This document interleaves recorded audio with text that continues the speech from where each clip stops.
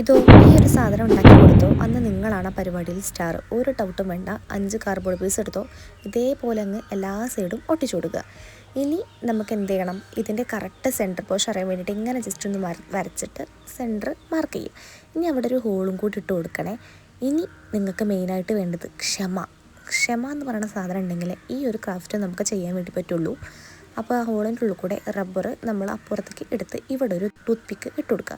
ഇനി ഇതേ റബ്ബർ തന്നെ അപ്പുറത്തേക്ക് വലിച്ചിട്ട് നമ്മൾ ആ സൈഡിലും ഇട്ട് കൊടുക്കണം. എന്നിട്ട് അവിടെയും ടൂത്ത് പിക്ക് ഇടുക. അങ്ങനെ തന്നെ മറ്റേ 2 സൈഡും ചെയ്യാം.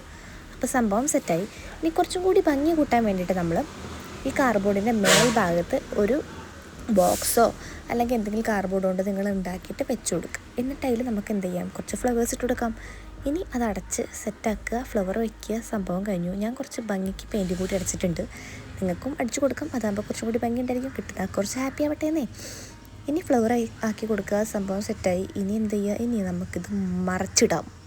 അതായത് നോക്കിക്കോളൂ, നമ്മൾ ഇങ്ങനെ ഓരോന്നോരോന്നായിട്ട് മറിക്കുന്നു. അപ്പുറത്തേക്ക് എത്തിയ സംഭവം സെറ്റ്.